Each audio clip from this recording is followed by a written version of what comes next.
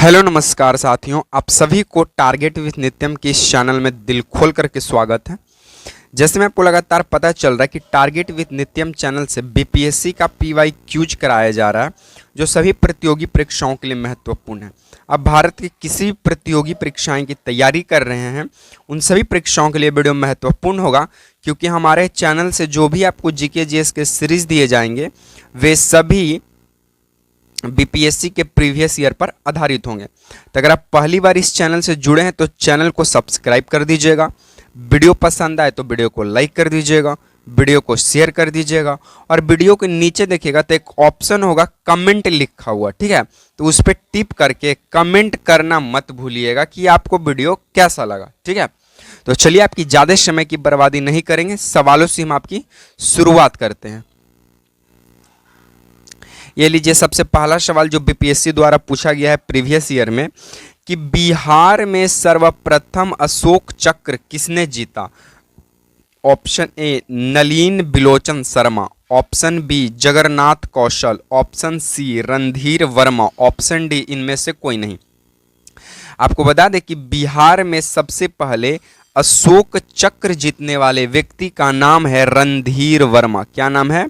रणधीर वर्मा। एक सेकेंड, इसको हम ये कर देते हैं, ठीक है।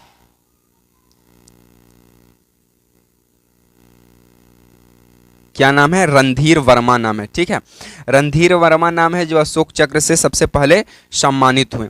महत्वपूर्ण फैक्टों की बात करें तो अशोक चक्र की जो शुरुआत है, ये कब मानी जाती है? तो ये शुरुआत हुआ था, इसकी शुरुआत 1952 में हुई थी। शुरुआत कब हुआ? 1952 में।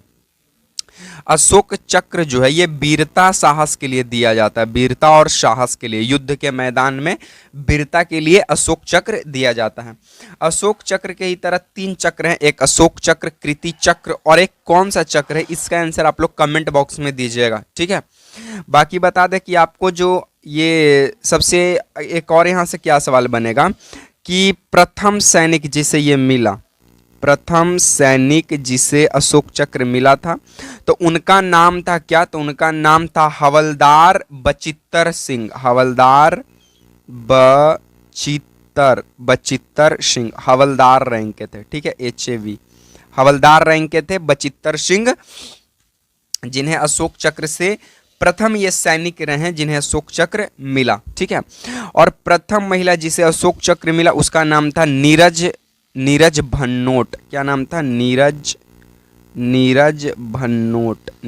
भन्नोट। ये प्रथम महिला थी। क्या थी? प्रथम महिला जिसे ये अशोक चक्र मिला था। चलिए नेक्स्ट क्या बोलता है कि नकटी पक्षी अभ्यारण्य बिहार के किस जिले में है? पटना में है, दरभंगा में है, बक्सर में है, जमुई में है। आपको बता दें कि नागा नकटी पक्षी अभ्यारण्य जो है जमुई जिला में है। कौन सा जिला में है? कौन सा जिला में है सर? तो ये जमुई जिला में है, ठीक है। तो इस बात को आप ध्यान रखिएगा, जमुई जिला में है। जमुई जिला की बात करें तो यहाँ पे सोना पाया जाता है। जमुई जिला में क्या पाया जाता है? सोना। भारत का करीबन 44% सोना जो है यही डिलीवर करता है, ठीक है। 44% सोना। बक्सर की बात करें तो बिहार का ये किधर का क्षेत्र है?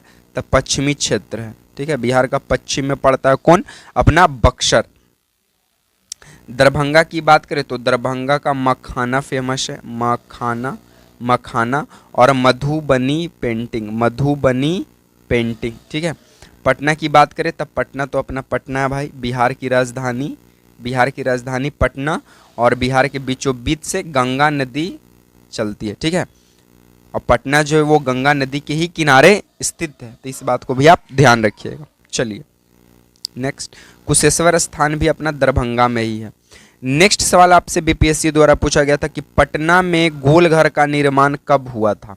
ऑप्शन ए 1777 में, ऑप्शन बी 1752 में, ऑप्शन सी 1786 में, ऑप्शन डी 1755 में। आपको बता दें कि बिहार में 1770 में जो है सुखाड़ आ गया था। क्या आ गया था? सुखाड़। तो जाहिर सी बात है कि जब सुखाड़ आएगा तो अनाज की कमी होगी। तो अनाज की कमी ना हो, अनाज का भंडारण, मतलब कि जब 1770 में सुखाड़ आया तो लोगों को डर लग गया कि अनाज अब कहाँ से आएगा। तो भंडारण, अनाज को भंडार करने के लिए, भंडारण करने के लिए अंग्रेजों के द्वारा गोल घर का निर्माण 1786 में किया गया था। कब किया गया था? 1786 में किया गया। और निर्माण किसने किया था सर? तो निर्माण, बनवाने का काम, जो निर्माण का जो कार्य है, निर्माण का काम किए थे कैप्टन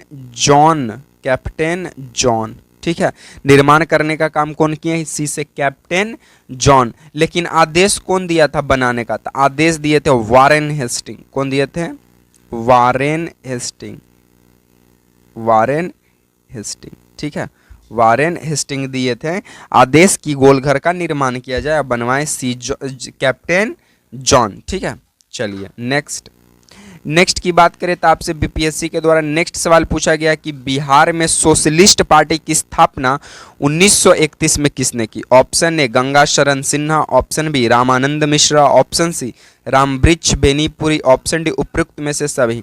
तो इसका जो राइट आंसर है वो हो जाएगा उपयुक्त में से सभी। उपयुक्त में से सभी। अब ये कैसे क्यों होगा आप समझिएगा। 1931 में बिहार सोशलिस्ट पार्टी की स्थापना होती है। स्थापना में गंगा शरण सिन्हा, रामानंद मिश्रा, रामवृक्ष बेनीपुरी शामिल रहते हैं। लेकिन दूसरा बार जो है बिहार कांग्रेस सोशलिस्ट पार्टी की स्थापना पटना में किया जाता है। कहाँ किया जाता है? पटना में किया जाता है। पटना में 1934 में किया जाता है। कब किया जाता है? 1934 में किया जाता है। और करने का काम करते हैं जयप्रकाश नारायण। कौन करते हैं? जयप्रकाश नारायण। और इसका अध्यक्ष किसे बनाया गया? तो इसका अध्यक्ष बनते हैं कौन? तो इसका अध्यक्ष बनते हैं नरेंद्र देव। और महासचिव बनते हैं जयप्रकाश नारायण, जो कि खुद ये संस्थापक थे। तो आपसे पूछेगा कि बिहार में सोशलिस्ट पार्टी की स्थापना 1931 में किसने किया? तो गंगा शरण सिन्हा, रामानंद मिश्रा, रामवृक्ष बेनीपुरी। लेकिन दूसरा बार पटना में किया गया, 1934 में किया गया, जयप्रकाश नारायण के द्वारा किया गया। ठीक है, तो इस बात को आप ध्यान रखिएगा। चलिए नेक्स्ट क्या कहता है कि नालंदा विश्वविद्यालय की स्थापना किसके प्रयासों से किया गया? ऑप्शन ए कुमारगुप्त प्रथम, option B Skandagupta, option C Chandragupta प्रथम, ऑप्शन डी समुद्रगुप्त। सबसे पहले आप समझिए इसका राइट आंसर जो होने वाला है वो होगा कुमारगुप्त प्रथम। ठीक है, और इसकी जो स्थापना है वो कब किया गया था? तब 5वीं शताब्दी में किया गया। ठीक है, कब किया गया? 5वीं शताब्दी में। समुद्रगुप्त कौन था? तो ये वीणा वादक, ये वीणा बजाता था, इसलिए इसे वीणा वादक राजा के भी नाम से जानते हैं। और भारत का नेपोलियन कहे जाने वाले हैं, समुद्रगुप्त कहे जाते हैं। ठीक है, बाकी कुमारगुप्त प्रथम 5वीं शताब्दी में नालंदा विश्वविद्यालय का निर्माण करता है। और चीनी यात्री हेन सांग, कौन? हेन सांग। ठीक है, ये अपनी पुस्तक सी यूकी में नालंदा विश्वविद्यालय की रहने का, पढ़ाई का पूरा जानकारी जो है विवरण देता है। ठीक है, उसके बाद अपना है एक है अपना यूनिवर्सिटी विक्रमशिला विश्वविद्यालय। इसकी स्थापना धर्मपाल के द्वारा किया जाता है। किसके द्वारा? धर्मपाल के द्वारा किया जाता है, जो कि बौद्ध धर्म का एक महान संरक्षक व्यक्ति था। ठीक है, चलिए नेक्स्ट बोलता है कि पटना में उच्च न्यायालय के पहले मुस्लिम न्यायाधीश कौन थे? Option A sir Fazal Ali, option B Syed Zafar Imam, option C Abdul Ghafoor, option D Mohammad Yunus. इसका राइट आंसर आप लोग कमेंट बॉक्स में दीजिएगा कि इसका राइट आंसर क्या होने वाला है। बाकी आपको मोहम्मद यूनुस की बात करें तो ये 2006 के बांग्लादेश कहाँ के? बांग्लादेश के पीएम रह चुके हैं। ठीक है, मोहम्मद यूनुस। बाकी यहाँ से इंपॉर्टेंट पॉइंट की बात करें तो पटना उच्च न्यायालय जो है इसकी स्थापना 3 फरवरी 1916 को किया गया है। ठीक है, 1916 को किया गया है। बाकी इसका आंसर आप लोग कमेंट बॉक्स में दीजिएगा कि पहले मुस्लिम न्यायाधीश कौन थे।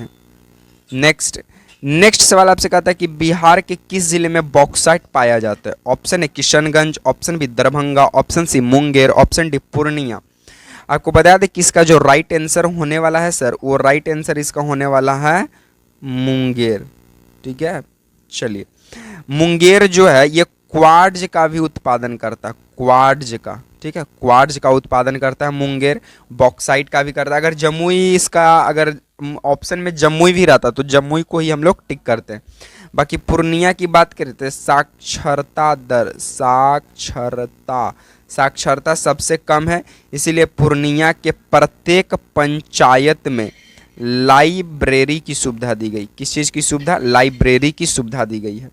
बाकी किशनगंज की बात करें तो बिहार का सबसे अधिक वर्षा वाला जिला है, अधिक वर्षा वाला जिला, ठीक है।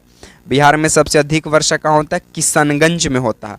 और किशनगंज बिहार का ये पूरब में स्थित है और ये अपनी बंगाल की खाड़ी से या बंगाल से अपनी सीमा को साझा करता है। किशनगंज के ही नीचे है पी के, यानी पी से पूर्णिया, के से कटिहार, जो कि ये भी पश्चिम बंगाल से बाउंड्री को क्या करता है?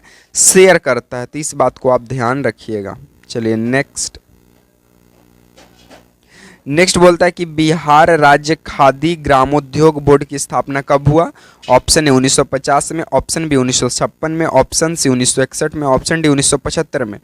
तो बिहार राज्य खादी ग्रामोद्योग बोर्ड की स्थापना 1957 में किया गया था, परंतु 1956 का अधिनियम था। परंतु 1956 का क्या था? अधिनियम था। तो इसलिए इसका right answer option number B हो जाएगा। बाकी 1975 आपको ध्यान होना चाहिए। आपातकाल भारत में सबसे पहले आपातकाल 1975 के ही समय लगा था। नेक्स्ट बोलता है कि दरिया खान वुहानी को बिहार का शासक कब बनाया गया? ऑप्शन ए 1495 से 1522, ऑप्शन बी 1565 से 1592, ऑप्शन सी 1435 से 1452, ऑप्शन डी 1416 से 1418। तो दरिया खान वुहानी को बिहार का शासक ऑप्शन नंबर ए के साथ 1495 से लेकर 1522 ईस्वी तक ये बिहार का शासक बना। और दरिया खान वुहानी का जो मृत्यु है ये कब हो जाता है? तो 1523 में मृत्यु हो जाता है, ठीक है। तो इस बात को आप ध्यान रखिएगा। नेक्स्ट बोलता है कि लोकनायक जयप्रकाश नारायण को भारत रत्न कब मिला? ऑप्शन ए 1992 में, ऑप्शन बी 1994 में, ऑप्शन सी 1999 में, ऑप्शन डी 2001 में। तो जयप्रकाश नारायण जिन्हें लोकनायक कहा जाता है, इन्हें भारत रत्न 1999 में मिला। ऑप्शन नंबर सी इसका राइट आंसर होगा। लेकिन जयप्रकाश नारायण जो थे, जिन्हें लोकनायक कहा जा रहा है, इनका जो जन्म है वो सारण जिला में हुआ है। कहाँ हुआ है? सारण जिला में। साथ में 1965 में रमन मैगसेसे पुरस्कार भी इनको मिल चुका है, रमन मैगसेसे पुरस्कार। और रमन मैगसेसे पुरस्कार सबसे पहले जीतने वाले व्यक्ति थे विनोबा भावे। कौन भावे? विनोबा भावे। नेक्स्ट बोलता है कि 1857 के भारतीय विद्रोह के दौरान बिहार का क्षेत्र का कौन नेता था? बिहार क्षेत्र का कौन नेता था? Option A Babu Veer Kunwar Singh, option B Rajkumar Shukla, option C Khudiram Bose, option D इनमें से कोई नहीं। तो 10 मई 1857 की क्रांति शुरू होती है मेरठ उत्तर प्रदेश से। मेरठ उत्तर प्रदेश से जो 1857 की क्रांति है वो मेन एग्जैक्ट 10 मई 1857 मेरठ उत्तर प्रदेश से शुरू होती है। और ये कहाँ, ये आपको एक और पॉइंट की यहाँ पे जानकारी होना चाहिए कि 1857 की क्रांति को सिपाही क्रांति भी कहते हैं, ठीक है, और प्रथम सैनिक विद्रोह भी कहते हैं। और बिहार से इसके नेतृत्व कर रहे थे 80 साल के बुजुर्ग बाबू वीर कुंवर सिंह, ठीक है। इनके वो 80 उम्र में वो क्या जमानी था जिनको 20 वर्ष की उम्र में रक्त का प्रवाह जिस तरह होता है उस तरह का रक्त का प्रवाह होता था, ठीक है। चलिए नेक्स्ट बोलता है कि बिहार शब्द का अर्थ क्या है? ऑप्शन ए हरियाली की भूमि, ऑप्शन बी देवभूमि, ऑप्शन सी बौद्ध मठ, ऑप्शन डी इनमें से कोई नहीं। तो ये जो विहार है इसका मतलब नहीं, इसका मतलब विहार, इस विहार शब्द का मतलब होता है बौद्ध मठ, ठीक है। बौद्धों का रहने का यहाँ पे स्थान हुआ करता था, इसलिए बिहार को बौद्ध मठ के भी नाम से जानते हैं सर। तो आज को हम सीरीज को यहीं पे समाप्त करेंगे। बाकी आपको पीडीएफ चाहिए, नोट्स चाहिए, तो आप टारगेट विद नित्यम चैनल को ज्वाइन कीजिए, चैनल को सब्सक्राइब कीजिए, वीडियो पसंद आया तो लाइक कीजिए, शेयर कीजिए, कमेंट कीजिए। इसी तरह के सीरीज के साथ आपसे मिलेंगे नेक्स्ट वीडियो में। तब तक के लिए वर्तमान साथियों को जय हिंद, वंदे मातरम।